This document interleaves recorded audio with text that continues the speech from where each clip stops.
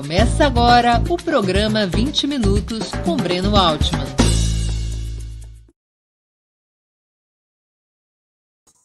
Bom dia! Hoje é 1º de novembro de 2021. Terei a honra de entrevistar o economista Luiz Gonzaga Beluso, formado em Direito e Ciências Sociais pela Universidade de São Paulo, fez seu mestrado em Desenvolvimento Econômico pela CEPAL e o doutorado pela Unicamp, onde passou a ser professor titular a partir de 1986. Fundou, em 1999, a Faculdade de Campinas. Foi secretário de Política Econômica do Ministério da Fazenda, no governo Sarney, de 1985 a 87, entre outras funções públicas relevantes que desempenhou. Palmeirense, presidiu o Clube de Seu Coração entre 2009 e 2010. Antes de começarmos a conversa, gostaria de pedir que façam uma assinatura solidária de Opera Mundi em nosso site ou se tornem membros pagantes de nosso canal no YouTube. A imprensa independente e Opera Mundi precisam de sua ajuda para se sustentar e se desenvolver. Também peço que curtam e compartilhem esse vídeo, além de ativarem o sininho do canal. São ações que ampliam nossa audiência, nosso engajamento e nossa receita publicitária. Nossos espectadores e espectadoras também poderão fazer perguntas ao convidado. Basta escrevê-las na área de bate-papo do YouTube. A quem as fizer, peço que contribuam com o Super Chat ou o Super Sticker. Não importa que seja uma pequena contribuição, nos ajuda muito na sustentação e no desenvolvimento do nosso trabalho jornalístico. Outra forma de contribuição é através do Pix. Nossa chave é apoie@operamundi.com.br. Eu vou repetir, apoie@operamundi.com.br. A razão social é Última Instância Editorial Limitada. Bom dia, professor Beluso. Muito obrigado por atender o nosso convite. É uma honra tê-lo aqui no programa. Bom dia, Breno. Quero louvar o seu esforço em fazer esses debates, essas apresentações, porque é muito, muito importante hoje em dia você ter uma imprensa voltada para a verdadeira informação dos seus ouvintes, dos seus espectadores. É muito importante isso, até na minha exposição eu vou relevar por que isso é importante. Muito bem, professor. Professor, o Palmeiras vai bem? Palmeiras vai, vice, é o segundo colocado no Brasileiro, vai disputar o final da Libertadores com o Flamengo, é um jogo difícil, o Flamengo tem e completo, o Flamengo é um time muito bom. O Palmeiras tem algumas deficiências. Eu sou presidente corneta, eu fico reclamando, ex-presidente corneta, eu fico reclamando do time. Aliás, isso é do espírito palestrino, né? Você está sempre insatisfeito com o que o time faz. Eu não deveria estar tanto assim, porque o Palmeiras ganhou 3 títulos em 2020, né? Ganhou o Paulista, ganhou a Copa do Brasil e a Libertadores. Mas o torcedor é sempre insatisfeito, né? E o torcedor está virando cada vez mais consumidor, viu? Porque não é uma boa. Ele quer consumir as vitórias do clube e ele fica muito aborrecido quando perde. Antigamente não era assim, viu, Breno?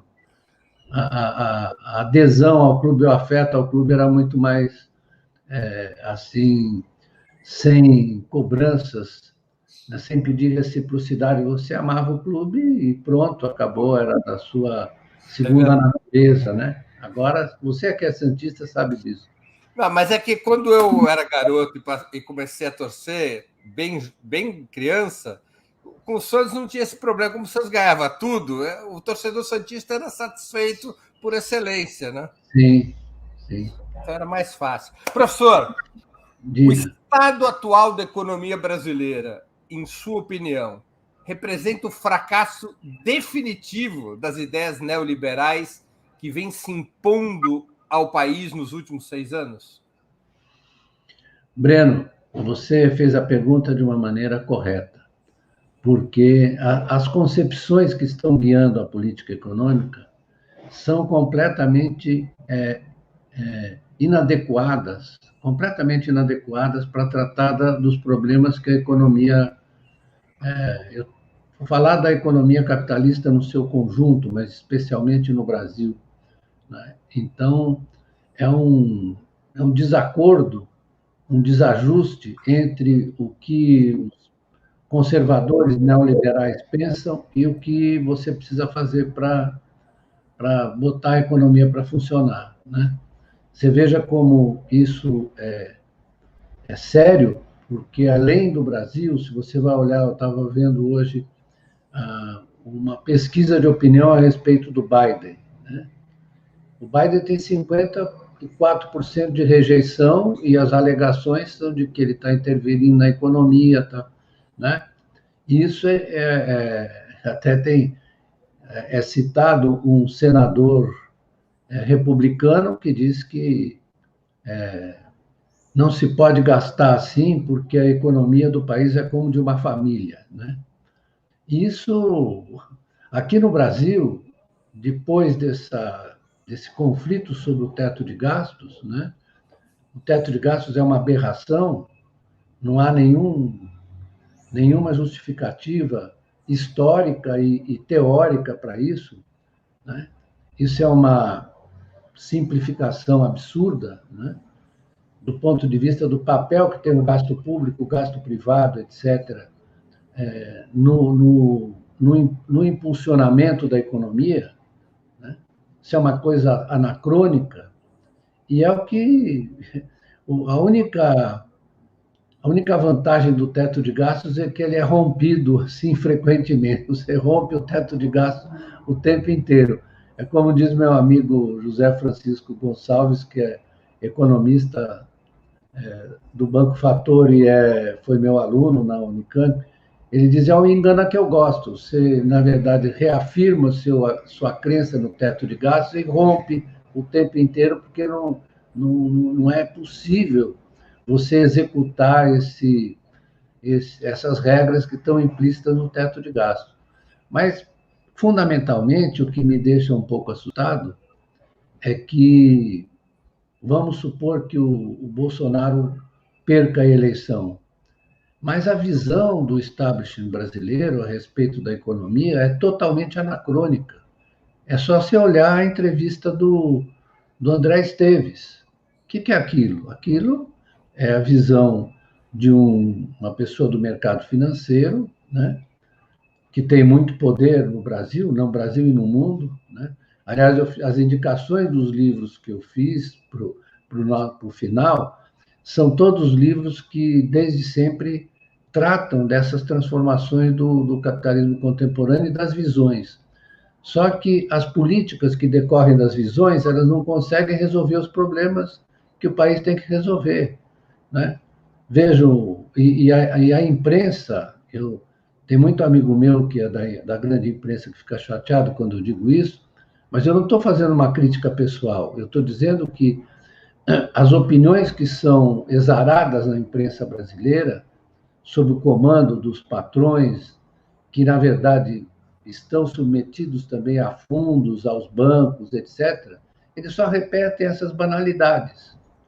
E isso conforma a opinião, uma boa parte da opinião pública, né? Como um chofer de táxi que outro dia eu peguei um Uber, o sujeito era um engenheiro que estava fazendo um bico ali, e ele me disse que tem muita gastança. Eu falei: mas que gastança? Você tem muito desemprego, você tem emprego informal. Então, nós, na verdade, não nos damos conta e, às vezes, não prestamos atenção no fato de que como as ideias têm uma força material. Você sabe quem é que falou isso, né? Claro. Você sabe que foi o tal de Karl Marx que falou isso com toda razão. As ideias têm uma força material. E no caso do mundo contemporâneo, os meios de comunicação, eles funcionam de uma maneira muito intensa para conformar as expectativas e as visões das pessoas que acabam tendo importância nas decisões, etc. É muito preocupante, porque a situação da economia brasileira é muito ruim, muito ruim. Mesmo com auxílio emergencial, eu diria que o desempenho no que vem, porque eles já estão apontando para uma taxa de juros em torno de 12%, pela conta que eu estou falando, certo? Já está em 7,25 e subindo. Subindo. A 1,5% a cada reunião do Copom. Isso, e os recados do Copom foram muito claros, né? Que eles vão... A inflação está indo a 10,5%, por aí, e eles vão tentar combater... Essa é uma outra questão, né? Você vai combater essa inflação, que é uma inflação que vem de choques de oferta, vamos olhar, essa maluquice de transferir para dentro os preços dos combustíveis, né? Isso é uma coisa de hospício. E nenhum país do mundo faz, nem os europeus que não têm petróleo lá não fazem isso. Claro. A Noruega, que é grande produtora, é autossuficiente, não bota para dentro. E achar que o mercado de petróleo é um mercado competitivo quando você tem a OPEP+, que é um cartel, né, em que os preços são decididos assim voluntariamente, e você passa para dentro, você sendo autossuficiente em petróleo. Felizmente, nós temos uma dependência construída por essas ideias de privatização de vários setores da Petrobras, isso a gente precisa dizer, né? Porque deixaram privatizar boa parte das nossas refinarias, quando, na verdade, para proteger a economia brasileira, porque o petróleo o petróleo é um insumo universal, assim como a eletricidade, isso não pode ficar na mão do setor privado. Contamina toda a cadeia produtiva. Isso, né? Isso. Não pode ser colocado na mão do mercado, né? Para proteger, aliás, para proteger o mercado, você teria que ter um setor de energia, digamos, elétrica e petróleo, que fosse público, para poder abrir, digamos, espaços favoráveis para o desenvolvimento do setor privado. Né? É assim que ocorreu o desenvolvimento brasileiro, né? Quando você construiu, o Getúlio fez a Eletrobras, etc. Isso tudo para fazer com que esse insumo universal, esse componente universal de custos, fosse regido por critérios que não da maximização do valor do acionista, como é o caso da Petrobras. O que a Petrobras fala? Né? A Petrobras, na verdade, atende a essa demanda, e aí fica uma discussão dos acionistas. Né? Aí fica essa discussão a quem ela deve servir. Né? No frigir dos ovos, ela, na verdade, prejudica o mercado brasileiro. Assim como, se a Eletrobras for privatizada, ela vai causar o mesmo dano. Isso é uma... Porque tanto a eletricidade quanto o petróleo são bens públicos por natureza, por causa da infiltração que eles têm no conjunto da economia. Você não pode permitir que isso seja tratado como se fosse, digamos, uma cesta de mexericas, né? Que o preço pode variar. A outra coisa é o problema falando da cesta de mexericas, dos alimentos e das commodities. Desde o século passado, nos anos 20, começou a haver uma discussão a respeito de como regular o preço das commodities, porque elas flutuam muito. Né? E se recomendou criar as chamadas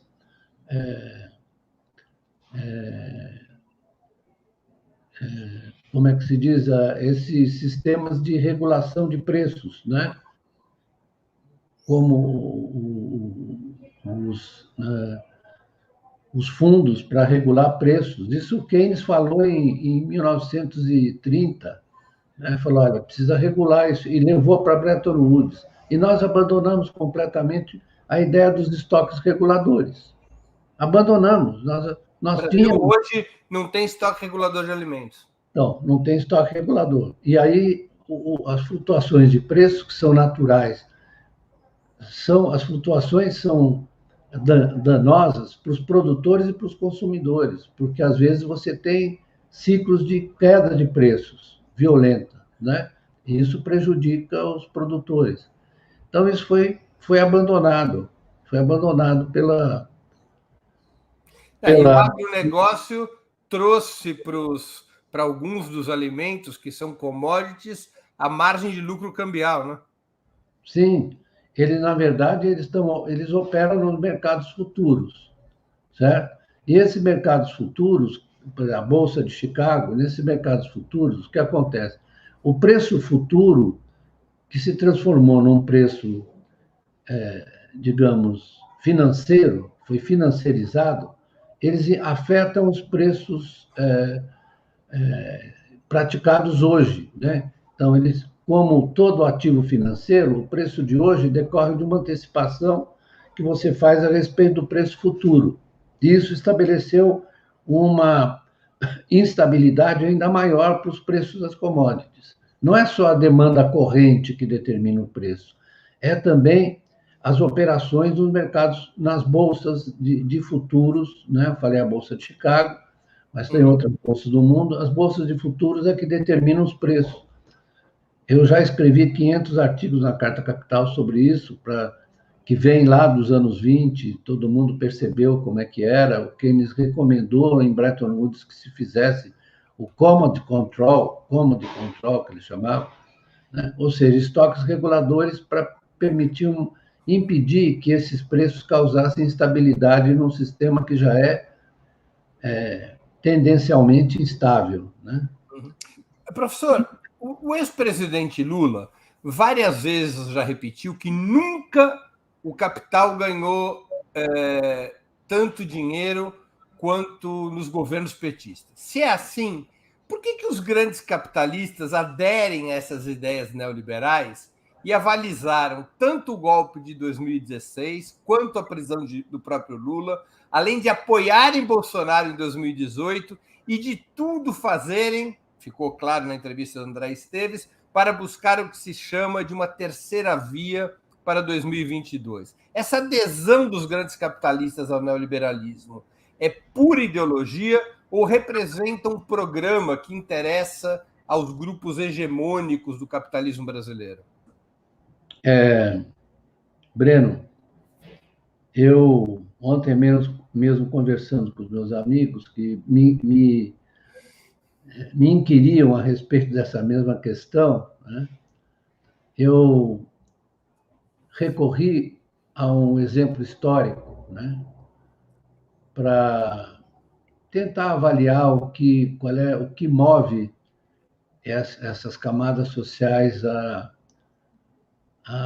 tomarem certas decisões ou apoiarem certas facções políticas, né? E eu estava me lembrando de um livro escrito por um francês que ganhou o prêmio Goncourt, chamado Éric Vuillard. Ele tem um livro chamado L'Ordre du Jour, desculpe o francês avacalhado, a Ordem do Dia, né? E ele saiu em português, vale a pena ler. Ele conta a história do empresariado alemão depois da ascensão do Hitler ao poder, né? Eles todos eram, digamos, liberais alemães, se é que é possível, né? Isso desde a origem. A Alemanha tem uma conexão muito forte entre a grande empresa e o Estado alemão, né? Mas o Hitler, o Goebbels fez uma reunião no parlamento alemão, no Reichstag, e convidou todos os pesos pesados, inclusive os Warburg, os Warburg, que eram de origem semita, né? Uhum. E apoiaram Hitler até... a conclusão que eu vou tirar é o seguinte: nessa sociedade, o que conforma as adesões e impulsiona as adesões das pessoas e as move é, sobretudo, o dinheiro. Isso é uma coisa estrutural. Eles não podem se livrar disso. Se eles se livrarem disso, eles perdem a identidade, né? Então, quando você está numa situação difícil, como estava a Alemanha em 1933, eles acorreram ao apoio ao Hitler, né? E eu mencionei esse caso dos Warburg, né? Que é uma coisa dolorosa. E até meus amigos de origem judaica, quando conversam comigo sobre isso, eles ficam muito chateados, o que é verdade, mas é que o móvel do dinheiro foi muito mais forte do que a solidariedade com... Eu não sei se você assistiu um filme, aliás, eu devia ter mencionado aqui, do Vittorio De Sica, chamado Jardim dos Fisi-Contini, certo? É uma história parecida com essa, né? Os Fisi-Contini Claro. se calaram, não se manifestaram, enquanto ia avançando um ataque às propriedades, à vida dos judeus, né? Na Itália também. E é um filme muito expressivo disso, né? Quer dizer, eles preferem se alinhar à força dominante, porque o Lula ali, essa coisa dele dizer que eles nunca ganharam tanto dinheiro, mas não é só ganhar dinheiro, é o receio de que a força política do dinheiro seja diminuída quando você tem um presidente como o Lula, né? Eles ficam sempre nessa... Eles não podem admitir, essa que é a verdade, que um metalúrgico seja presidente da República. Isso e ainda tem outras forças e outras conotações que empurram, tradicionais, né? Hoje eu estava lendo uma resenha de um livro que eu estou querendo encontrar, que se chama Madame Pommery, que é de um escritor que pouco conhecido, chamado Hilário Tácito, né? Em que ele conta a transformação de São Paulo de uma cidade provinciana em uma metrópole, né? E ele conta, na verdade, as mazelas e as qualidades e características dos ricos paulistanos, que eram todos gente ligada ao café, né? Uhum. Não é isso? A gente tem que prestar muita atenção no caso dos economistas, eles não prestam nesses fenômenos, digamos, que seriam mais sociais, sociológicos, né? Que às vezes condicionam as decisões da economia. No caso dos mercados financeiros, a questão central é que eles hoje são, como sempre foram, à exceção do final da Segunda Guerra, durante 30 anos, que eles foram controlados, mas desde o século XVII, na verdade, a dominância e o poder deles sobre a economia e as sociedades é brutal. Está descrito, né, em muitos dos livros que eu indiquei aí, claro, para a gente discutir no final. Então, é uma coisa estrutural. Quando eu vejo essa discussão sobre o teto de gastos, no fundo, isso decorre, você vê como a reação dos mercados financeiros foi assim muito violenta, isso decorre do risco deles perderem para o Estado o controle da economia. Eles perdem se você deixa o Estado. Porque, Breno, o capitalismo, ele mesmo, ele inventou, foi criando formas de gestão monetária, né, que se ajustavam mais às suas necessidades. E nesse ajustamento, aumentaram muito as prerrogativas de controle do Estado através do Banco Central e do Tesouro Nacional. Então, isso é um jogo de poder. porque eles não podem sobreviver sem o Estado e, ao mesmo tempo, eles querem que o Estado fique bonzinho, entendeu? É assim, você fica, tudo bem, na hora que eu precisar, você me ajuda. Veja o caso da crise de 2008, 2009.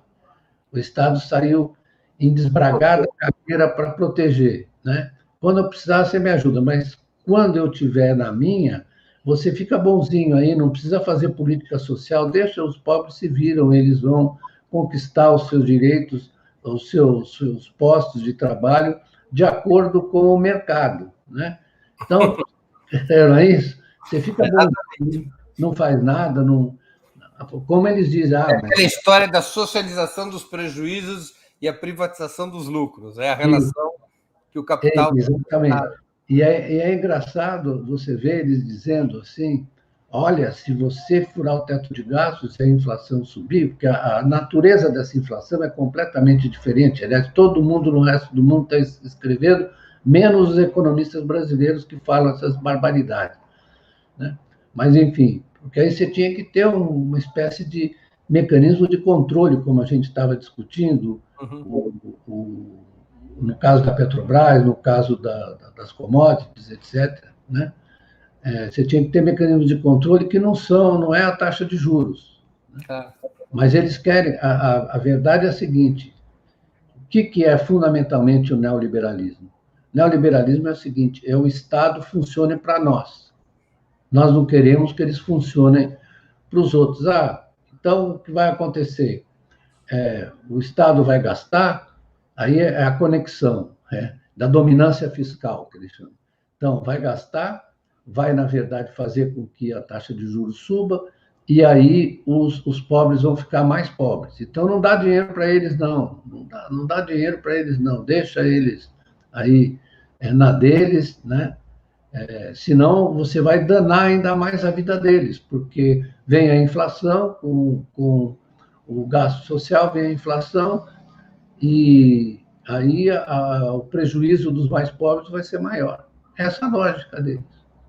Professor, ao contrário de 2003, no caso da vitória de um novo governo de esquerda, no caso da vitória do ex-presidente Lula em 2022, dessa vez a herança neoliberal virá acompanhada de travas constitucionais que antes não existiam, há quase 20 anos atrás. Um exemplo é a Emenda Constitucional 95, essa do teto de gastos, outra a independência do Banco Central, além do pano de fundo ser uma calamidade econômica e social que o país nunca viu. O que fazer nos 100 primeiros dias de governo, professor, se o PT e Lula voltarem a comandar o governo? Pois então, é o que eu estava querendo dizer sem assustar ninguém.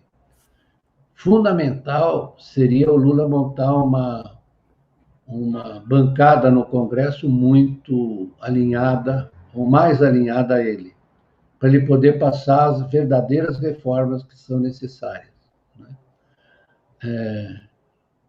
Você vê que o André Esteves já disse que ele não estava preocupado com o Lula porque você tinha mais 2 anos de Roberto Campos no Banco Central, né? Então, as reformas têm que avançar por uma reforma. Aliás, em geral, os economistas não tratam muito disso, da construção institucional. Então, se você quiser saber, ele tem que articular o Banco Central, o Tesouro Nacional, numa política de crédito e de gasto que tenha como vetores importantes o BNDES, o Banco do Brasil e os demais bancos públicos. Já que, olha, eu vou contar para vocês que os chineses, antes de fazer as reformas deles dos anos 80, ou durante os anos, vieram aqui para se inspirar na experiência brasileira. Você sabia disso, Breno? Por alto, alguém já havia me comentado que eles estiveram aqui durante o plano cruzado, né? Isso. Não, eles vieram um pouco antes, logo depois das reformas que eles fizeram. Aliás, está num livro de uma moça chamada Isabella Weber, que acabou de escrever um livro sobre a transição chinesa para distinguir a transição chinesa da transição soviética, né? E isso está narrado lá por um chinês que esteve aqui. Então, ele esteve pessoalmente, ele contou a história, né? Então, o que eles copiaram? Copiaram essa articulação que existia no governo militar. Essa articulação entre Tesouro, Banco Central e bancos públicos. Foi o que, na verdade, comandou institucionalmente o desenvolvimento brasileiro, entre outras coisas, né? E aí, como é que era a combinação? Era banco público, empresa privada, nacional e estrangeira. Assim foi feito o desenvolvimento do período Juscelino, e os militares, a despeito das reformas que fizeram, até por causa das reformas que fizeram em 64 e 65, rearticularam esse sistema e levaram adiante. As reformas Campos Bulhões. Campos Bulhões, exatamente. Que o Campos dizia que era liberal, mas ele era um desenvolvimentista sem saber como esse o avô do atual presidente do Banco Central, não é? É o avô do atual presidente do Banco Central. Eu conheci ele bem, ele tinha um discurso liberal, mas quando ele foi ministro, ele, na verdade, fez reformas importantes das empresas públicas, né? Criou o Banco Central, que antigamente era a Sumoc, ele e o Bulhões, né? E eles prepararam o caminho para os anos do milagre brasileiro. E aí você vai olhar o milagre, né? Eu vejo, às vezes, o Delfim falando e apoiando o teto de gastos, mas ele teve uma participação do investimento público altíssimo, né? E usou muito os bancos públicos, etc., né? Usou demais os bancos públicos. Então, uma coisa... Quem fez o Banco do Brasil ter poder de vida ou morte sobre as empresas do país. Sim, é isso mesmo. E o BNDES também teve um papel importantíssimo. Então, a questão que o Lula vai enfrentar é a questão da construção institucional. Porque o que a gente não está prestando atenção é que todas essas reformas neoliberais estão destruindo o arcabouço institucional. Isso é muito importante, não é só as políticas, as ideias políticas macro, é também a construção institucional, que você precisa remontar esse arcabouço institucional para o Brasil poder recuperar seu protagonismo como um país em busca do desenvolvimento. E eu falo, aliás, especialmente também na ênfase que tem que ser dada, que o Lula tentou fazer lá com aqueles programas de ciência e tecnologia, aquele programa que enviava as pessoas para fora para estudar. Isso hoje é crucial. Não vai haver nenhuma... Isso, ciência e fronteira. Isso não vai haver nenhuma possibilidade de se recuperar o crescimento econômico sem prestar atenção nessa área de ciência e tecnologia. Veja que, na competição China e Estados Unidos, o que está em jogo, na verdade, são as instituições de ciência e tecnologia, o financiamento público, etc., né? Que está voltado... Quem vai não sei se você já teve a oportunidade de ir a Shenzhen. Não. Então, Shenzhen é impressionante, porque ali é um espaço de articulação entre instituições de pesquisa, universidades, empresas públicas, tudo isso encaminhado para a pesquisa tecnológica, né? Para o avanço tecnológico, que é o que está preocupando os americanos, que o Biden tem uma destinação muito grande de recursos, por exemplo, para essa área de microprocessadores, para as baterias, né? Às vezes, outro dia... Os Estados Unidos têm uma hegemonia de 130 anos no número de patentes do mundo. Está correndo risco... Está correndo risco seríssimo de perder. No caso, digamos, do 5G, né? É um sinal de que eles estão atrás, né? Eles agiram até de maneira um pouco torpe, prendendo lá uma empresária do 5G no Canadá. O Canadá funcionou como uma espécie de... Da Huawei. Isso. Isso. Mas essa dimensão é fundamental, e eu diria que o Brasil tem potencial para se jogar nessa questão, né, de uma maneira responsável, séria, porque tem boas universidades, é capaz de desenvolver isso, pode avançar nesse programa do Ciências Sem Fronteiras, né? Nós podemos mandar muita gente para a Alemanha, para a China mesmo, para que a gente qualifique essas pessoas. Professor, o senhor tem defendido uma expansão forte dos gastos e investimentos públicos como saída para a crise. Os neoliberais dizem que isso poderia alavancar a inflação. Como poderia ser combinada essa expansão fiscal que o senhor propõe com o equilíbrio das contas públicas? Reforma tributária, mais impostos? Ou esse equilíbrio se recomporia pelo próprio crescimento da economia, com o aumento do PIB e a queda relativa da dívida pública? Ou a dívida pública não é um tema relevante? Não, então, deixa eu falar. O debate hoje sobre a dívida pública é muito amplo, né? Sobre o gasto público também, Então, eu vou te citar um livro que é de um economista, digamos, um tanto keynesiano, mas é um historiador econômico de grande qualidade, chama-se Barry Eichengreen. Ele escreveu um livro In Defense of Public Debt, em defesa da dívida pública. E é um estudo histórico muito rico, muito interessante, porque ele mostra qual é a funcionalidade da dívida pública numa economia de mercado capitalista, com instituições financeiras, etc., etc. Né? Aliás, há outro economista bem neoliberal, chamado Michael Woodford, que escreveu vários artigos dizendo, olha, a dívida pública é uma forma de riqueza privada, né? Claro. Porque há uma relação entre, no ciclo econômico, isso desde que surgiu o Banco da Inglaterra, em que você, na verdade, erigiu a dívida pública como uma forma de riqueza privada. Isso está estudado em muitos autores, inclusive o Marx, no capítulo da acumulação primitiva, ele tem uma parte muito grande explicando como o Banco da Inglaterra e a dívida pública foram funcionais para transformar a riqueza fundiária, ainda, né, do feudalismo.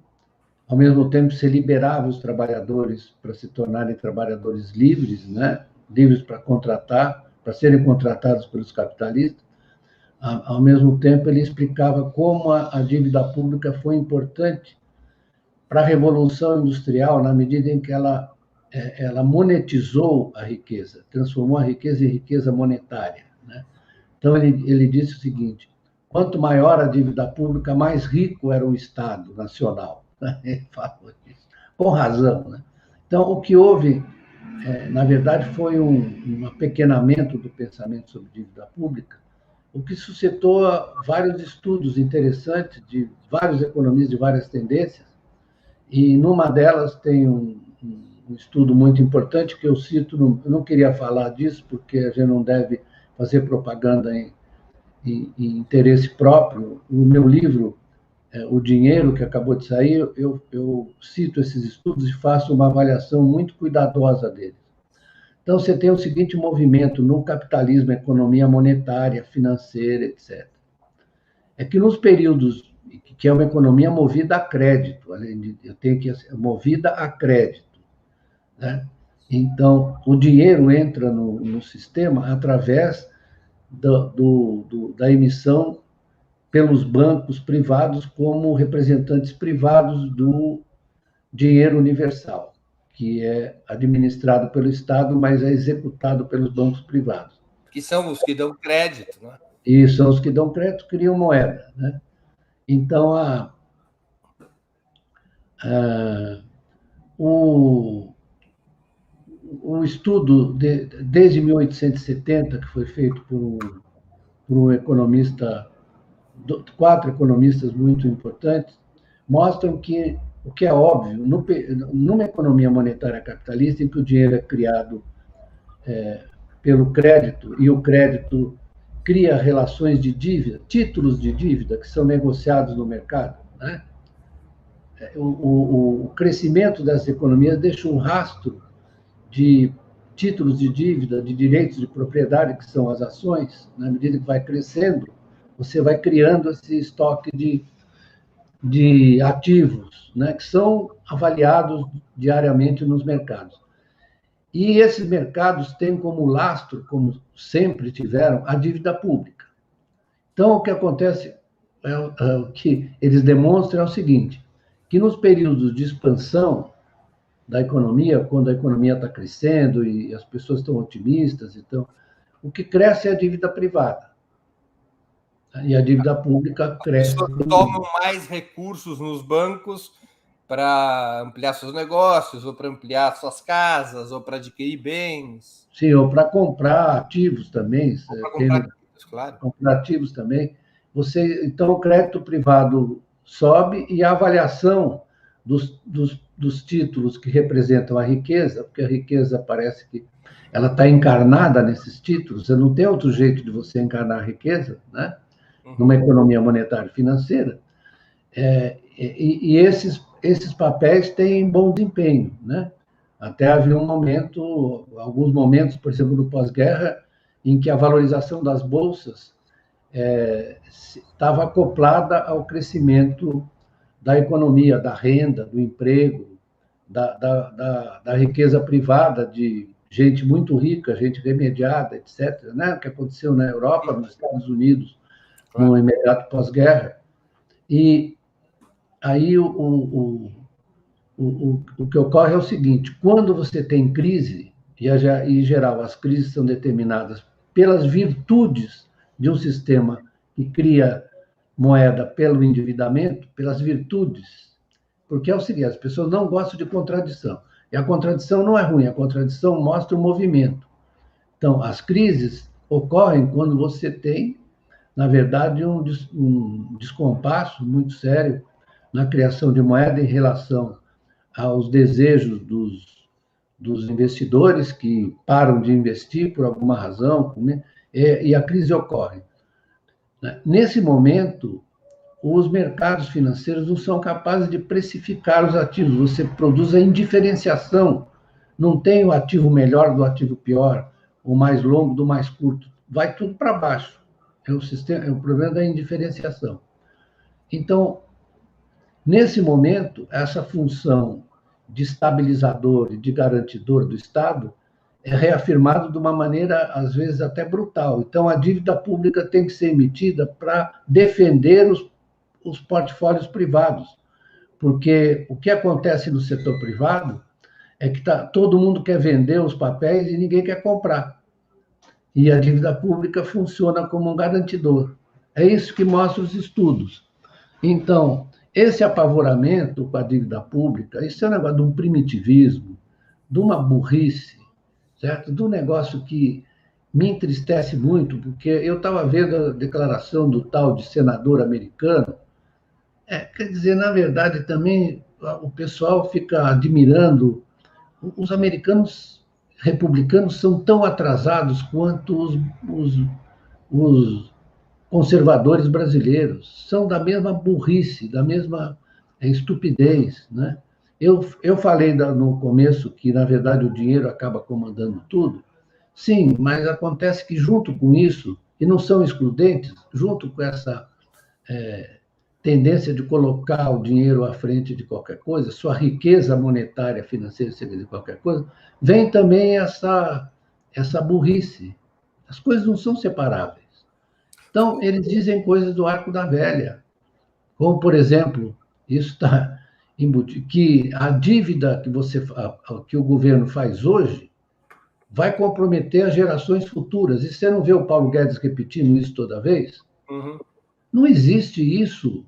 Ninguém paga a dívida pública, você só paga a dívida pública. Aí tem o livro do Ashen Green, que tem um capítulo especial sobre como, na verdade, você reduziu, em momentos críticos, a relação dívida-PIB.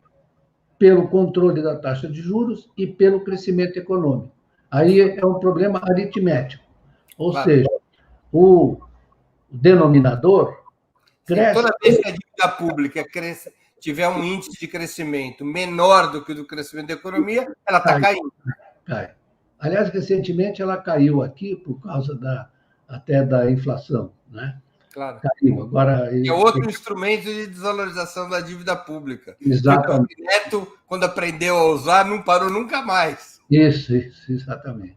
Então, se olhar, aí, Breno, é o seguinte, é a dificuldade de você olhar um sistema de relações que tem conexões muito peculiares entre crédito, dívida privada, dívida pública, crescimento e dívida.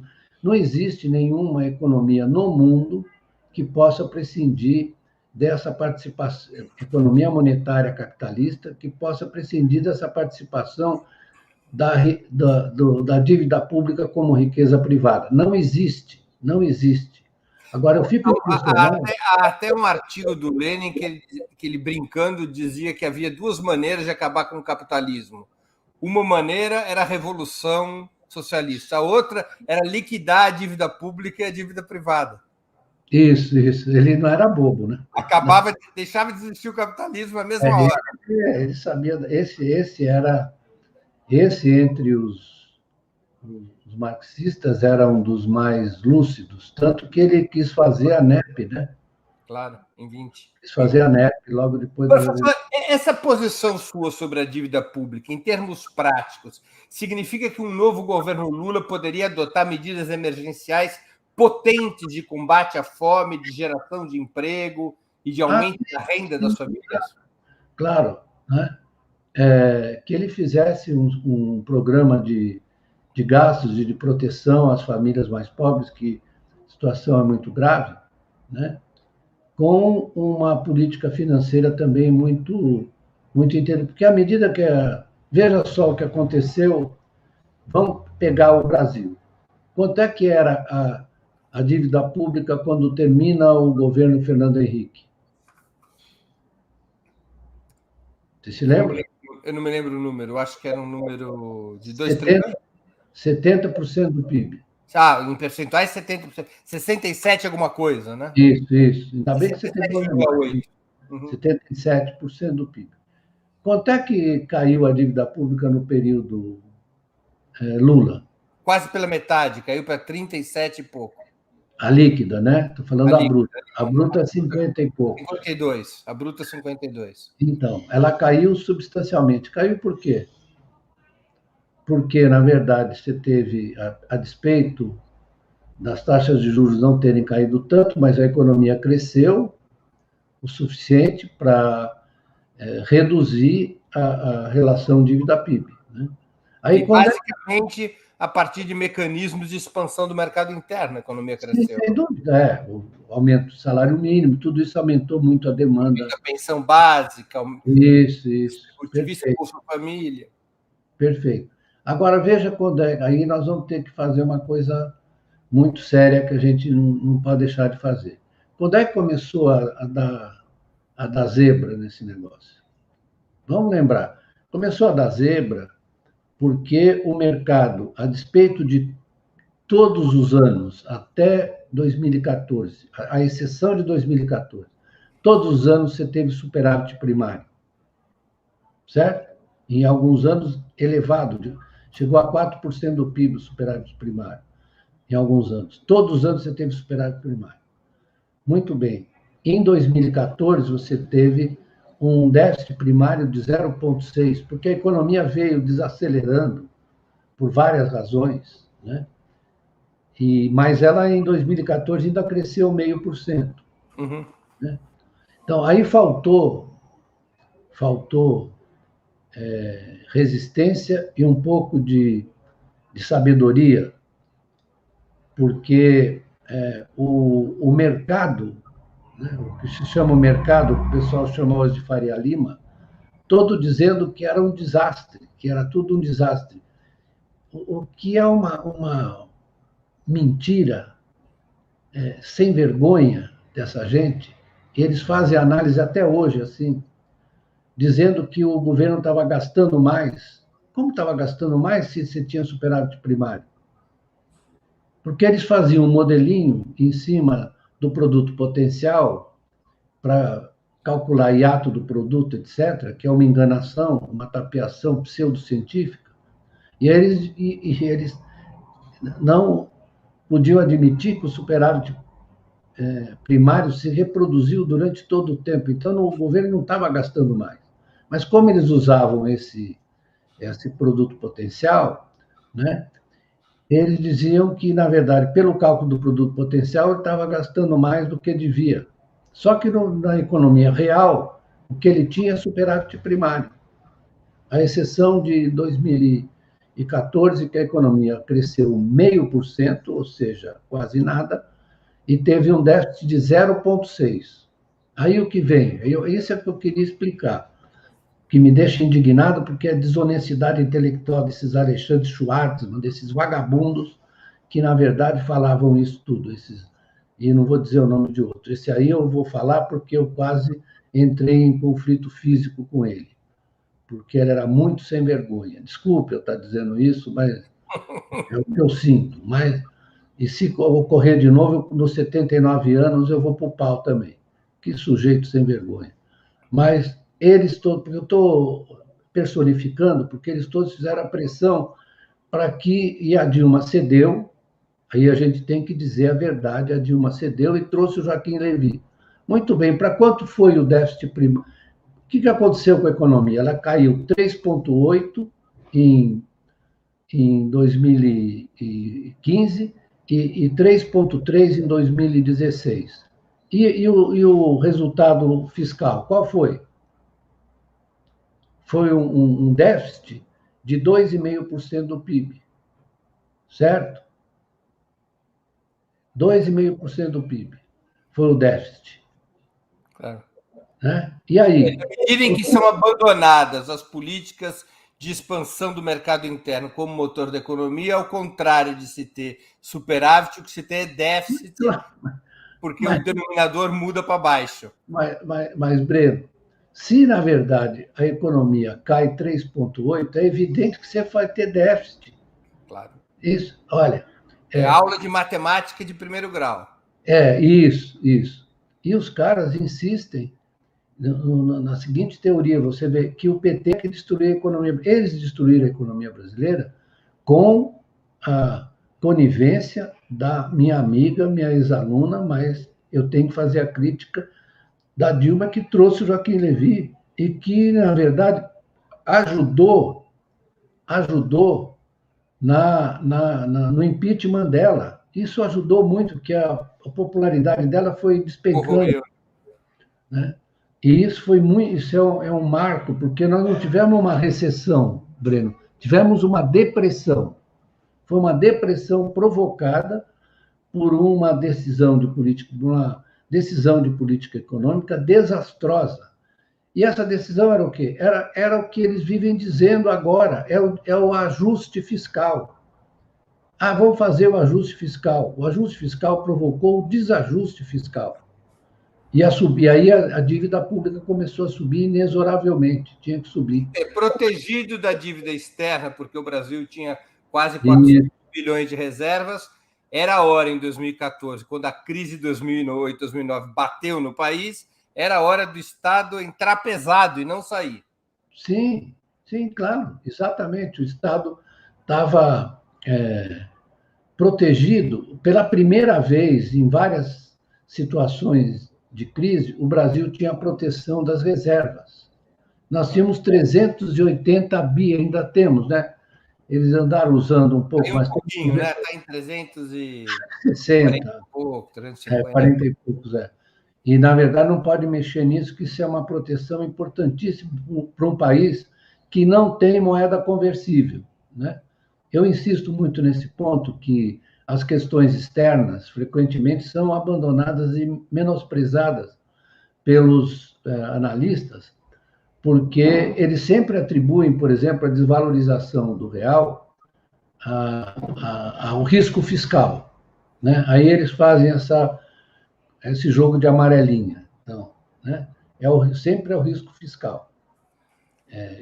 Mas, na verdade, isso é mentira. Você pega os estudos, eu estava com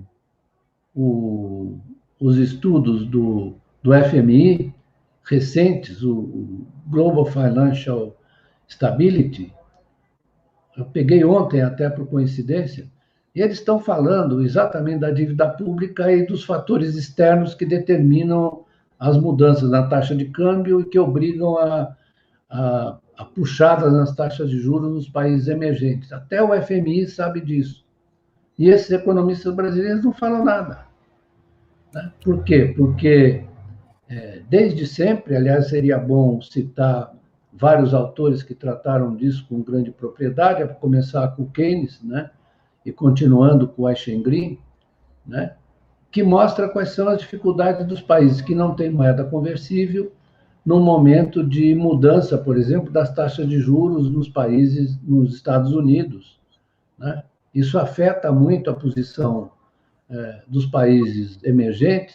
Então, é um movimento um movimento de capitais e as expectativas a respeito das taxas de juros americanas ou da situação americana que vai movendo, que afeta gravemente as taxas de câmbio nos países em desenvolvimento. Professor, deixa eu fazer uma pergunta sobre isso, me perdoe de interrompê-lo, que é uma provocação.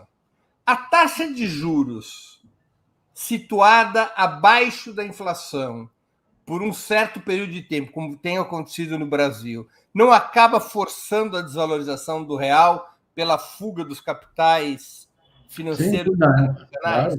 Claro, porque você tem uma relação muito próxima entre as taxas de juros nacionais dos países de moeda não conversível e as taxas de câmbio, porque você tem fuga de capitais.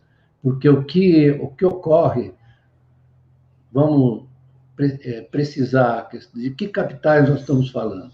Nós estamos falando dos capitais ditos de portfólio. Ou seja, antigamente, nos anos 90, se chamava dos capitais golondrinas, né? Golondrinas, aqueles que, na verdade, gaivotas. Isso, se movem pela arbitragem entre taxa de câmbio e taxa de juros nos países receptores, né?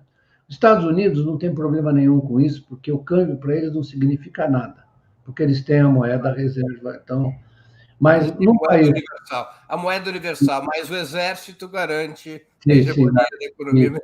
A moeda é uma forma de poder importantíssima. E as forças armadas, para ninguém ir lá cobrá-los, né? Também é importante. Sim. São, sem dúvida. Então, é o que o De Gaulle chamou de privilégio exorbitante. O De Gaulle chamou isso da posição americana como detentor da moeda reserva. Mas o que eu queria dizer é que esses capitais golondrina, que você chamou... me corrigiram aqui. Golondrina é andorinha, não é gaivota. Andorinha. É isso mesmo, andorinha. Capital andorinha. É o que se move pela arbitragem de taxa de juros e câmbio. E, na verdade, se você for olhar, em determinados momentos, a taxa de juros brasileira estava, por exemplo, em 14,25, um pouco antes do choque da Dilma. E a inflação estava em 6. Qual era o ganho? Qual era a taxa de juros que esse capital estava recebendo aqui? Taxa de câmbio. Aliás, eu falei taxa de inflação. A taxa de câmbio era aproximadamente 1,60 e a taxa de juros 14,25. Quanto o cara estava ganhando? Claro. Em dólar. Estou falando em dólar. Claro, não, uma barbaridade. Uma barbaridade em dólar. Né? Num momento em que a taxa de juros nos Estados Unidos e na Europa estava quase zero. Isso, exatamente. Então, há esse problema, viu, Breno, que a gente, em geral, não presta atenção, é que esse sistema monetário financeiro internacional é extremamente danoso para os países emergentes. Veja o caso da Argentina. O caso da Argentina é muito mais grave, porque, ademais deles não terem reservas, eles não têm mais moeda, né? O peso, na verdade, é uma moeda que não existe, é uma ficção, porque todas as transações grandes e mais importantes são feitas em dólar. Faz tempo que isso aconteceu. Não. Na Argentina acontece isso desde o Martínez de Oz. Sim, desde o Martínez de Oz, exatamente. É 74, 76. 76. Eu fui lá com o Dilson Funaro, fomos ouvir uma palestra dele, e a Argentina não tinha, isso foi logo depois, a Argentina não tinha dependência da conta petróleo. A Argentina era autossuficiente em petróleo. Mas ele fez uma palestra dizendo que era preciso aproveitar, naquele momento, a abundância de dólares de financiamento em moeda estrangeira nos mercados internacionais por causa da reciclagem dos petrodólares. Lembra-se disso, né? Na qual o Brasil entrou também, mas o Brasil tinha uma conta petróleo deficitária. No caso deles, não. Mas eles entraram nessa, né?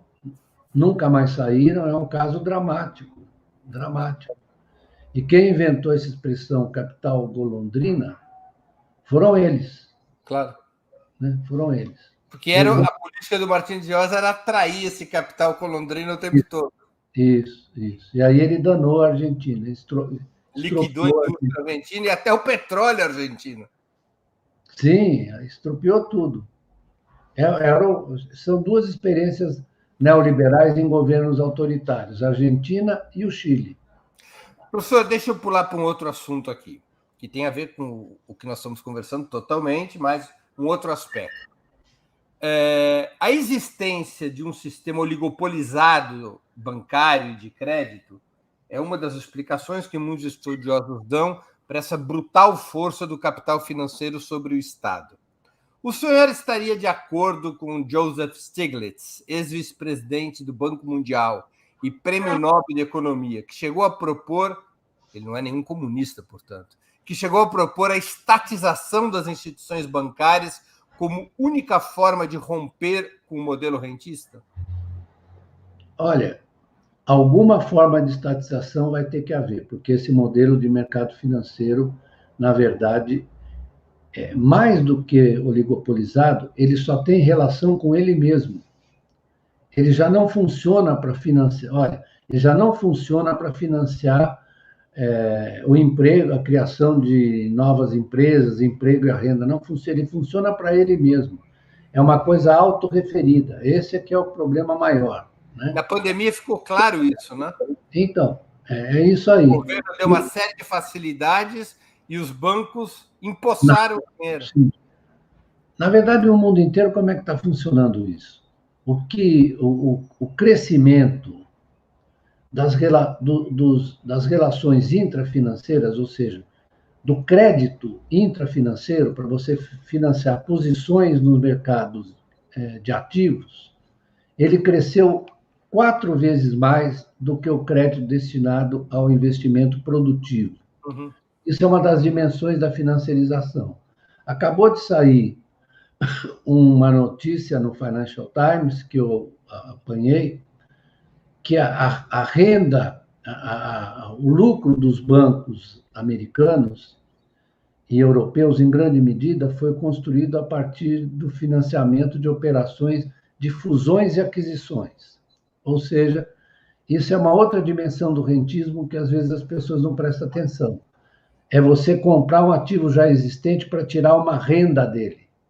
Que é uma outra atividade intrafinanceira. Não aumenta em nada a produção de emprego e já diminui. Não. Isso, exatamente.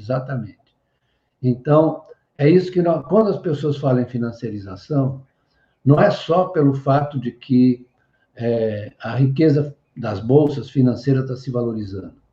É que também o desempenho das empresas ela está calcada no quê?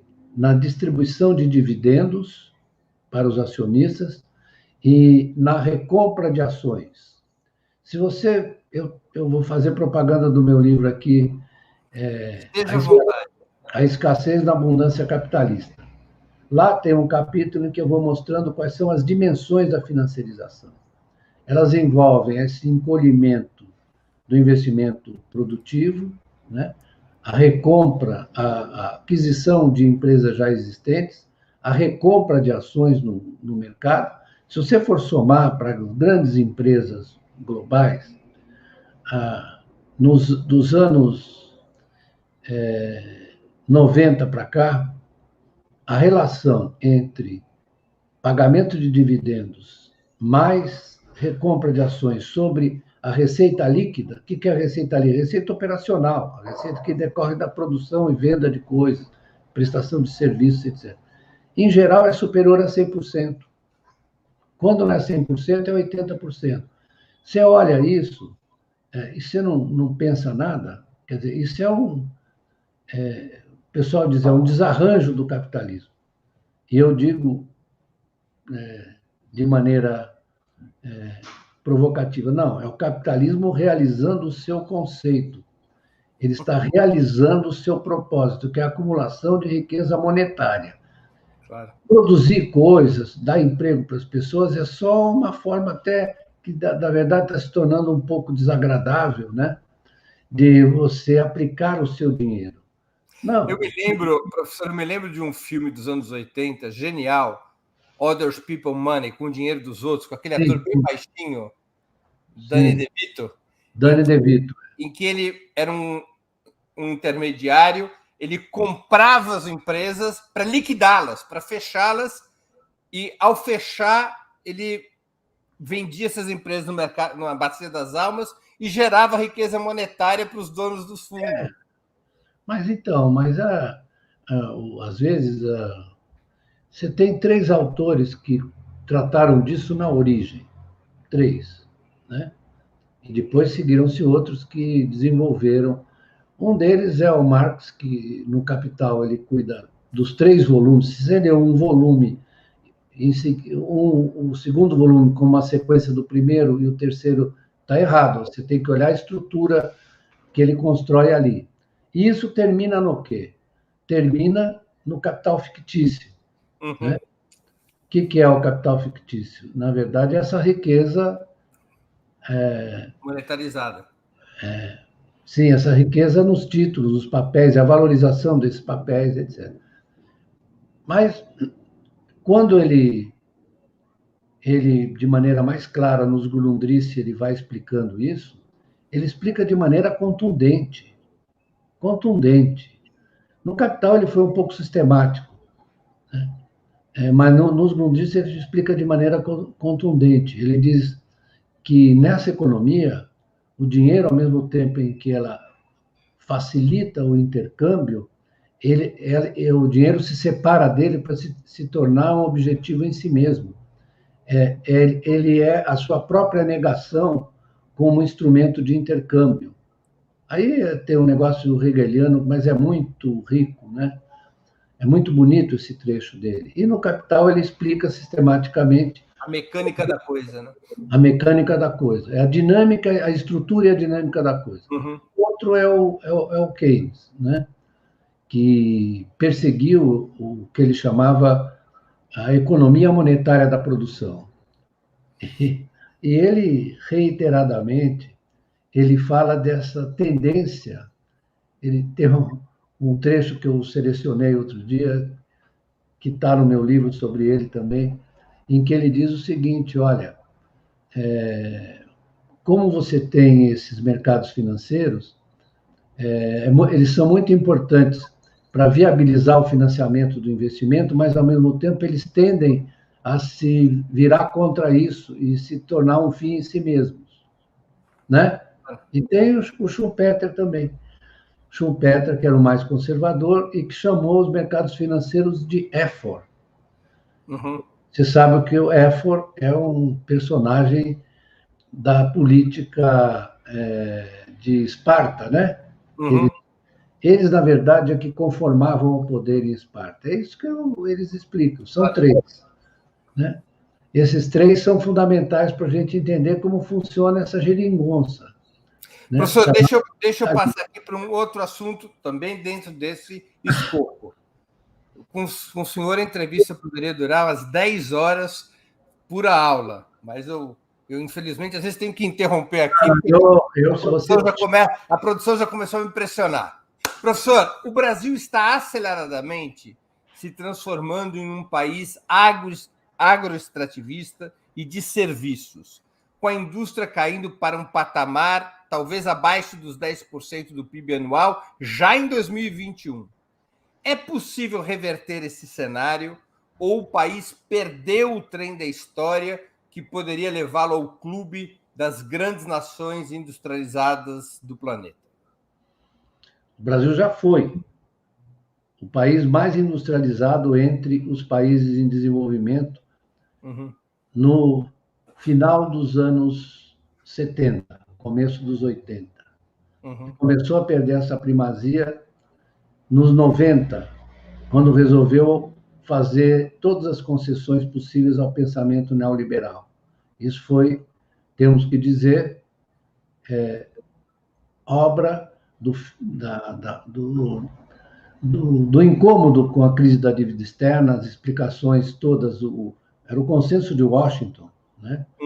O meu amigo Fernando Henrique capitulou totalmente, entregou a rapadura ao consenso de Washington. Basta ver as declarações dele no período. E a predominância desse pensamento é preciso abrir a economia, indústria, não, como dizem alguns economistas, indústria não tem importância. Você plantar banana e ter uma fábrica de computadores é a mesma coisa.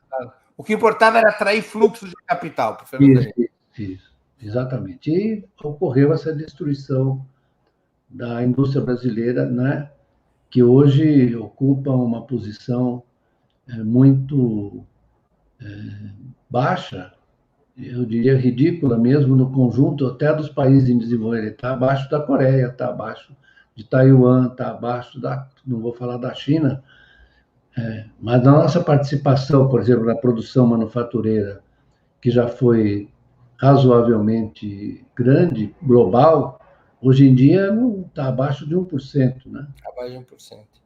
Então, na verdade, o que acontece é que esse trabalho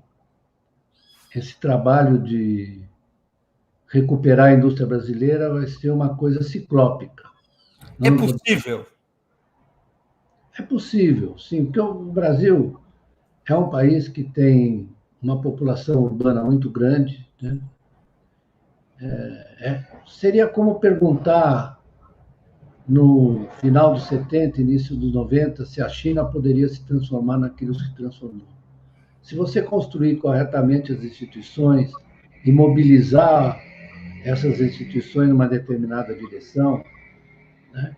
A indústria brasileira caiu, mas ainda sobrou alguma réstia dela, está caindo a participação violentamente, mas o Brasil tem sim condições de, com um programa econômico bem concebido, de gasto público, de articulação entre o sistema bancário e o investimento produtivo, o Brasil pode sim, na verdade, e também vai ter que impor controle de capitais.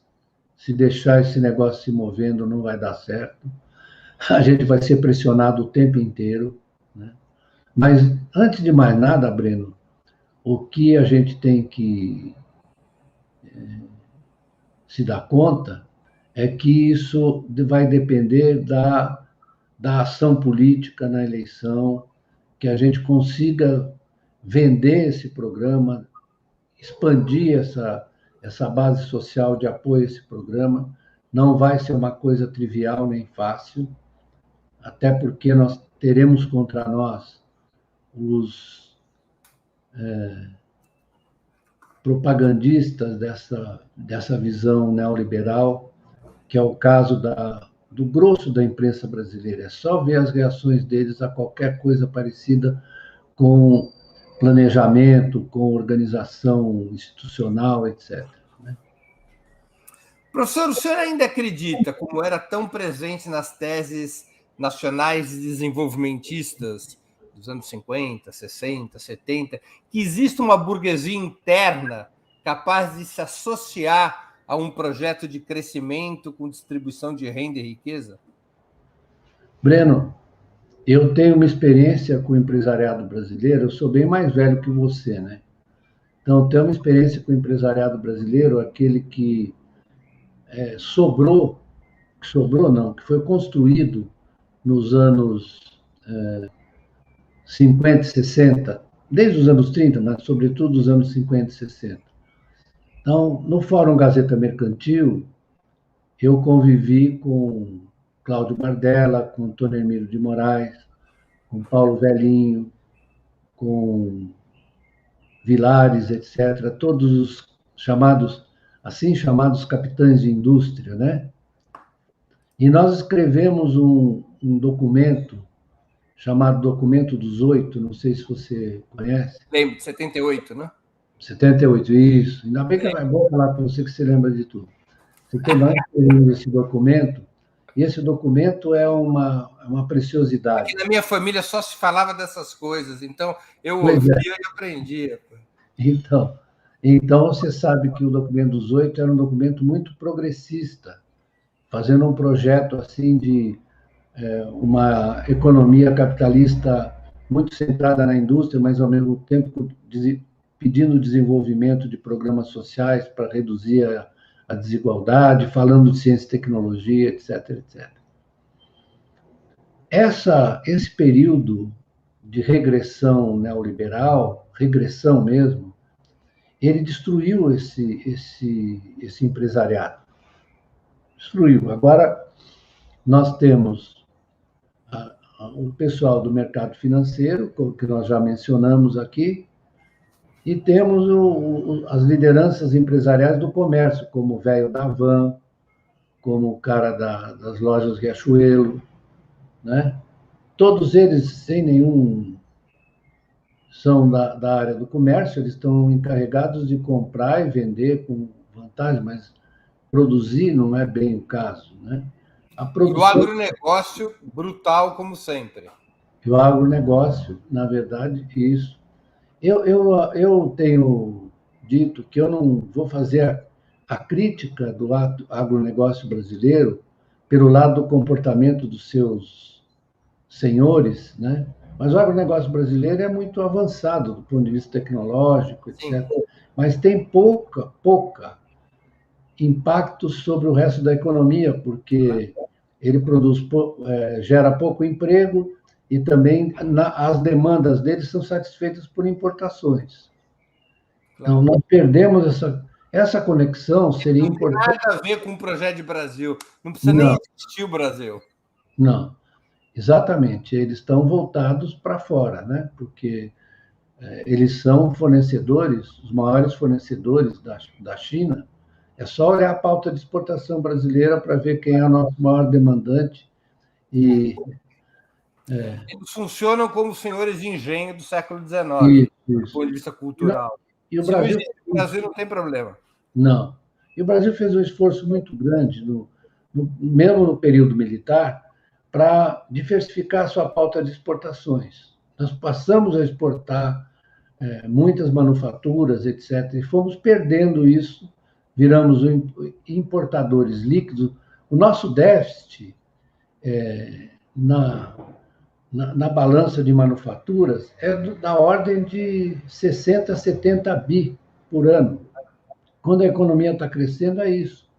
Porque nós perdemos completamente a capacidade de abastecimento interno. Um caso de substituição de exportações. Isso, exatamente. É substituição de exportações. É isso que nós entramos. E o mais impressionante nisso é que você ouviu, por acaso, nesse período do Bolsonaro, ou mesmo antes, algum ministro ou alto funcionário do Estado mencionar a palavra indústria? Não existe mais. Nem na imprensa brasileira existe mais. Nem na imprensa existe. Não existe a palavra indústria. E como eu costumo dizer, depois da Revolução Industrial, não tem jeito. ou você se industrializa ou você não existe, certo? Porque indústria não é um conjunto de fábricas, é também um conjunto de fábricas, mas é uma forma de produzir, com energia inanimada, com sistema de máquinas, com tecnologia, como nós estamos fazendo aqui. Esse serviço está sendo prestado de forma industrial. Esse nosso bate-papo está sendo prestado de forma industrial. Isso é que significa indústria. É como disse um grande filósofo, Alfred Whitehead, o homem aprendeu a aprender com a indústria, aprendeu a aprender. Alfred Whitehead. Então, é isso que nós temos. Professor, uma certa vertente do desenvolvimentismo, liderada por Luiz Carlos Bresser Pereira, centralizava no câmbio a explicação principal para a desindustrialização e, portanto, o assunto principal a ser resolvido para a reindustrialização.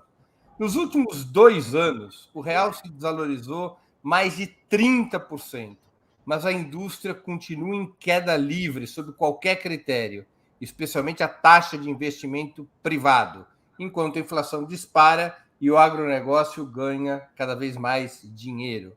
A tese do câmbio fora do lugar, como explicação central de nossa decadência industrial, se mostra equivocada? Na verdade, o manejo da taxa de câmbio é muito importante, foi muito importante para a China, né, que manteve a taxa dele desvalorizada. Mas não foi só isso, né? Isso é importante, até porque o controle da taxa de câmbio, impedir que ela tenha flutuações e também mantê-la num nível que proteja a economia nacional, é importante, mas isso tem que ser acompanhado de uma política industrial, né? Uma política ativa industrial de, de gasto, de estímulo ao avanço das empresas industriais brasileiras, etc. Você estava falando, eu estava me lembrando aqui de uma conversa que o Otto von Bismarck, o pai da industrialização alemã, teve com um industrial, um empresário alemão. Aliás, ele tinha uma ligação muito íntima com o Blei Schroeder, que era um banqueiro, né, importante. Mas aí o industrial veio para ele industrial queria importar uns trilhos da Inglaterra. E ele disse: não, o senhor não vai importar trilho nenhum. Porque nossa moeda está muito forte, vai ficar muito caro. Ele falou: tá bom, eu vou cuidar da moeda, mas o senhor cuida de produzir o trilho aqui, que eu lhe arrumo os recursos com o Blei Schroeder, entendeu? Eu acho que é um caso típico. É muito mais complexo hoje em dia. Claro que o câmbio o câmbio tem uma importância, mas ele não resolve o jogo. Não resolve.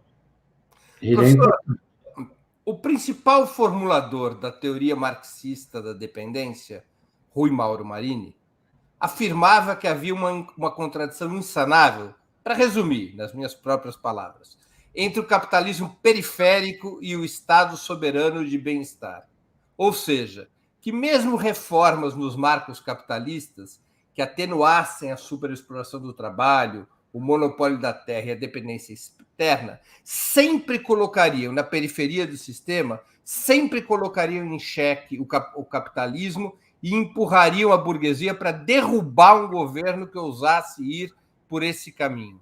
A história deu razão a esse pensador, ou ainda seria possível pensar em uma estratégia nos marcos propostos por Celso Furtado e as teorias cepalinas, de um capitalismo democrático e inclusivo? Olha, Breno, eu estudei muito a teoria da dependência, desde o Mauro Marini, o Teotônio dos Santos e o Fernando Henrique, que escreveu sobre a dependência, né? aquilo é uma coisa, eu acho que aquilo é uma coisa datada, né? O capitalismo mudou muito nos últimos anos e mudou carregando dentro dele um desempenho muito negativo da economia brasileira, da economia e da sociedade brasileira, né? Isso vem, você tem um momento de ruptura aí, um divisor de águas, que é a crise da dívida externa, né? E aí nós começamos a desmontar todo o arcabouço que nós construímos. Eu não concordaria com esse determinismo, não. Eu acho que os países e as sociedades, elas, de uma certa forma, elas determinam o seu destino. Nossa sociedade, o que fez depois da crise da dívida externa foi recuperar toda a visão, digamos, de submissão, né? De recusa à capacidade do país de determinar seu próprio destino, e isso continua hoje, né? Uma coisa submetida, etc., né? E que decorre, eu estava pensando hoje a respeito disso, que decorre da forma como o país resolve conduzir o seu destino. O problema da dependência não é tanto o mando de fora para dentro, mas é o fato de que os de dentro acabam assumindo essa função de, na verdade, emissários daquilo que o poder global determina, o poder concentrado em alguns países. Por exemplo, essa admiração que as pessoas têm pelos Estados Unidos, etc. Nós estávamos em situação muito melhor que a China em 1980, muito melhor. E aí? Aí o que decidiu na China? O que decidiu na China foram as reformas, que foram feitas com muito cuidado e muita sabedoria, e, ao mesmo tempo, um sistema político em que você tem uma circulação de informações de baixo para cima e de cima para baixo, né? Articuladas dentro do Partido Comunista, que o pessoal diz que é totalitário, e não é uma coisa em que você tenha mais interlocução entre as províncias e o governo central, como na China. O Xi Jinping veio da onde? Ele, de repente, ele apareceu assim? Não, ele foi subindo na escala, na hierarquia do Partido Comunista Chinês, né? E isso é uma inovação, eu diria, uma inovação em que você bota o debate democrático por dentro do Estado. Você botou por dentro do Estado, né? No, os congressos do Partido Comunista, eles já vêm marcados por um debate que ocorreu lá por dentro, que acaba se cristalizando nas esferas superiores. Isso é muito mais democrático do que muitos países que se consideram como tal, em que a visão de baixo não chega para cima. Claro.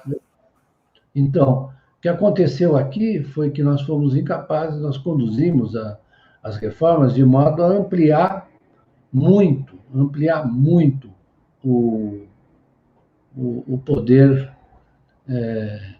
da finança, etc., e a dependência externa. Hoje em dia, o país, ao invés de se livrar dessa dependência, ele aumentou. Mas eu não acho que isso seja, digamos, uma coisa determinista que não pode. Está muito difícil, eu vou dizer que está muito difícil. As condições são realmente muito negativas. Muito negativas mesmo. Mas aí não adianta a gente ficar chorando, a gente tem que se mover, tentar remover uma parte dessa gente do poder, né? Instaurar um governo que seja capaz de compreender e não só compreender, como executar as políticas que são capazes de tirar o país desse... Porque você tem fenômenos, eu vou repetir aqui, Você tem fenômenos na história de países que não conseguiram jamais se recuperar. Jamais. Não, eu vou dar o exemplo da Inglaterra no século XIX, que perdeu a corrida para os Estados Unidos e para a Alemanha, e nunca conseguiu recuperar seu protagonismo, sua hegemonia, etc. A economia argentina é outro exemplo. A economia argentina, muito bem lembrado. A economia argentina era a quinta economia do mundo no final do século XIX e começo do século XX. Quinta. Eu sempre brinco com os argentinos que eles foram produtos do navio frigorífico, porque a Argentina também, antes do navio frigorífico, não existia, né? Ela virou produtora de alimentos, de carne, né? Que não podia ser transportada, a não ser que você vê a sucessão de inovações, de invenções do navio a vapor, navio frigorífico, né? Isso criou a Argentina, assim como a expansão. Professor, uma vez eu fui, eu não sei se o senhor teve a oportunidade de ver essa exposição, eu fui a uma exposição no Museu Colón, em Buenos Aires, e tinha uma foto de uma família estancieira, como eles dizem, latifundiária argentina, indo passar 3 meses na Europa. Sim. A foto era os pais, os filhos, os empregados e a vaca. Eles levavam para a vaca, para o leite, seu leite, a vaca viajava junto. Então, mas a Argentina é um exemplo de um país que foi construído pela expansão inglesa, né? Foi construído pela expansão inglesa e teve um desempenho muito brilhante nos anos, até a crise de 29, digamos assim. Aí, em 29, o negócio deu para trás e eles foram ultrapassados pelo Brasil, não é? O Brasil ultrapassou na década de 30. Claro, porque enquanto a Argentina produzia carne e grãos, o Brasil produzia sobremesa e olha lá, não é? Sim, era açúcar, depois café, cacau. O Brasil não produzia nada. O Brasil era marginal, realmente era marginal no mercado internacional e não vendia tanto para a Inglaterra, vendia mais para os próprios Estados Unidos. Claro. Né? Mas os anos 30 foram uma ruptura, porque aí começou o processo de industrialização, que já vinha um pouco incipiente no café por causa da forma que a economia do café tinha. Aliás, esse livro que eu mencionei, o Madame Pommery, né? Ele conta, assim, na verdade, o que acontecia com os cafeicultores, como eles se comportavam aqui em São Paulo. Madame Pommery é uma espécie de assim, analogia irônica com Madame Bovary, né? Uhum.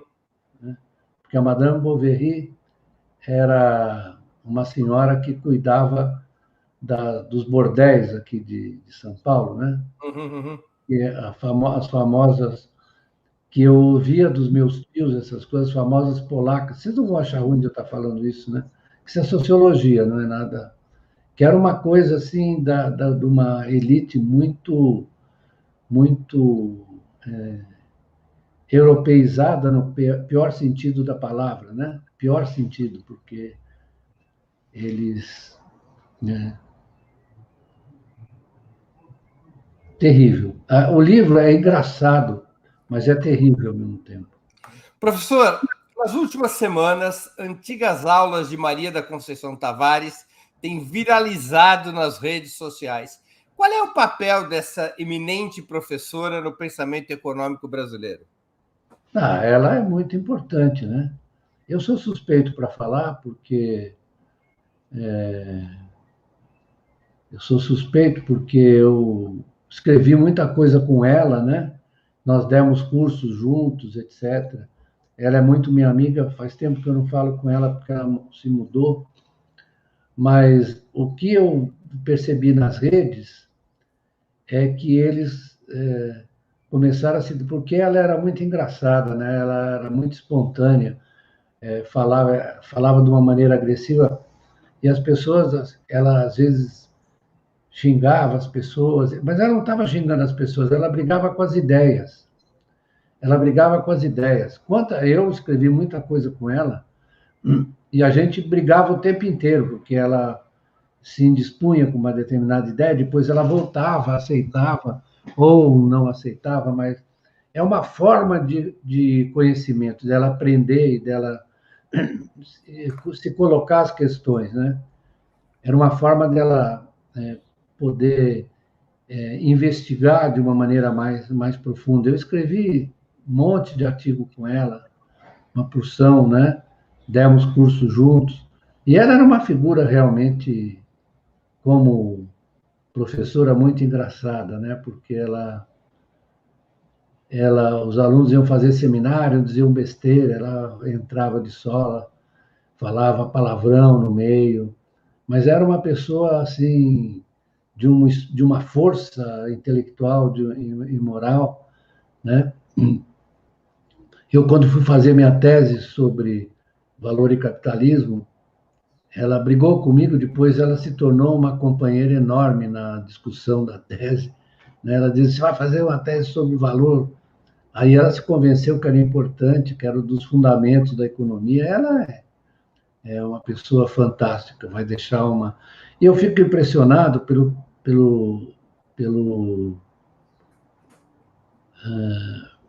pela razão pela qual os meninos se entusiasmaram, né? Eles se entusiasmaram porque eles ficaram impressionados com o modo agressivo, assim, aparentemente agressivo, o estilo, né? Mas eles precisavam, a partir de admirar o estilo, precisavam ler as coisas que ela escreveu, né? Seria bom, né? Claro. Porque senão fica só no modo de ser e não no ser do modo, né? Mas é verdade que num país que culturalmente tem horror ao conflito, ela era um raio em céu azul, né? Aquele estilo É. potente. Ela sempre... era. Ela é verdade, ela era assim uma exceção na academia, né? Eu me lembro bem do...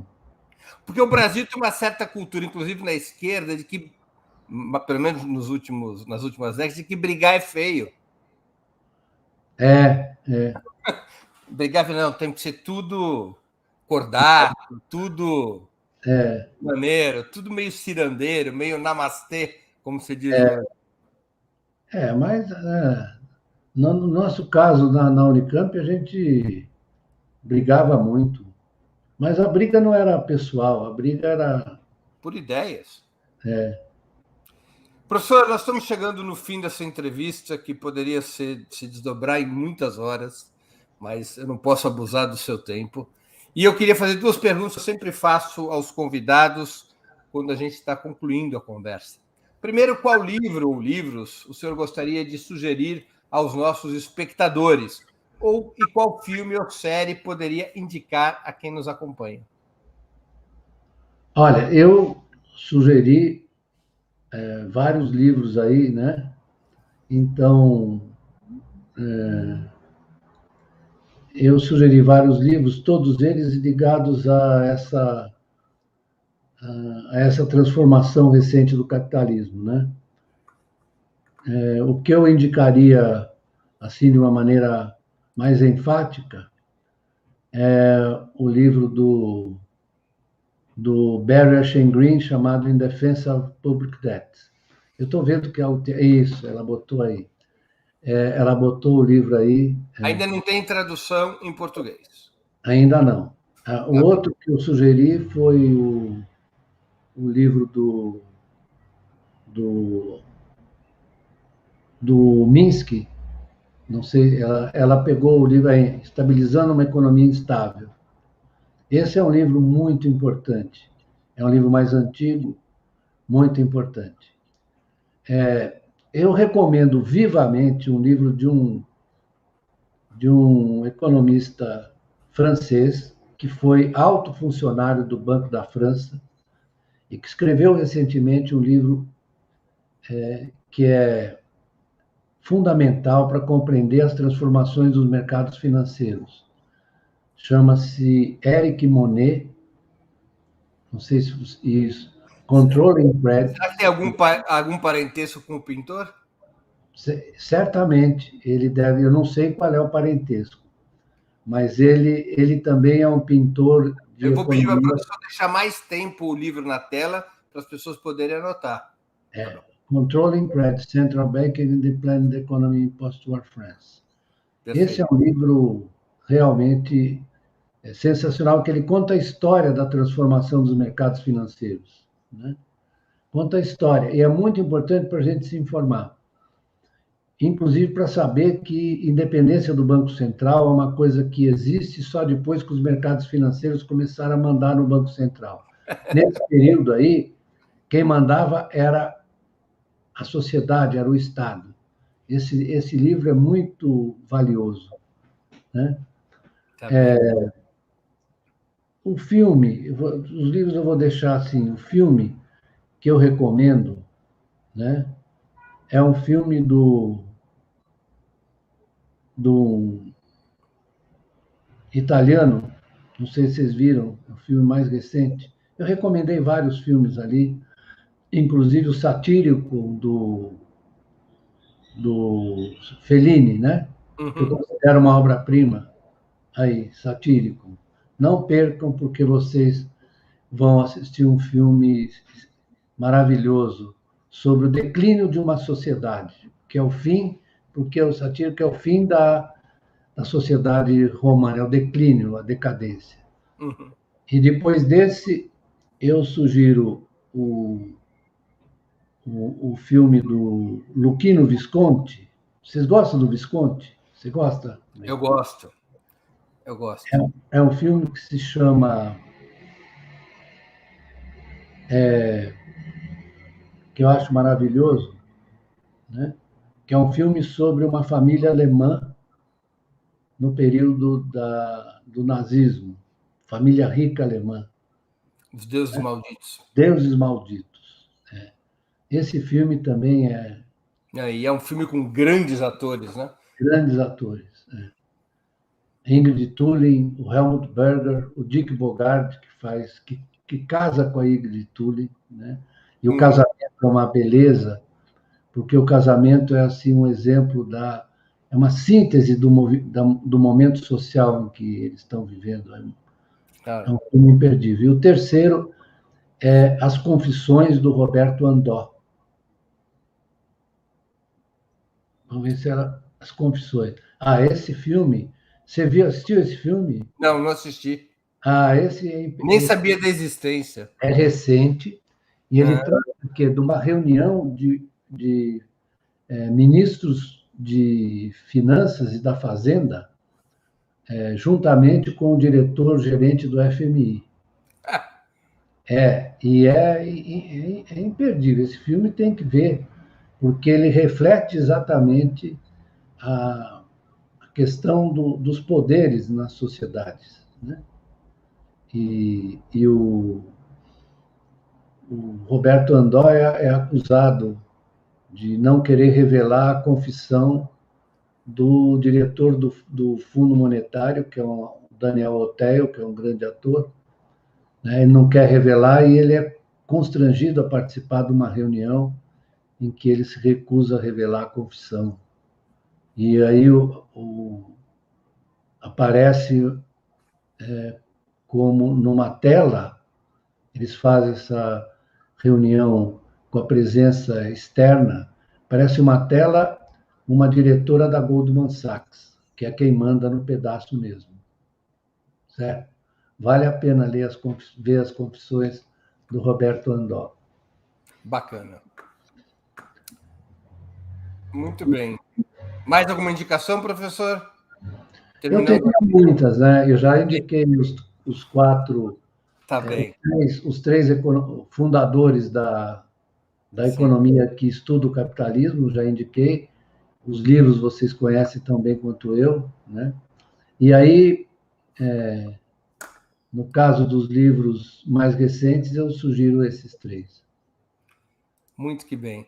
Professor Beluso, queria agradecer muito por seu tempo e por essa conversa tão interessante e elucidativa.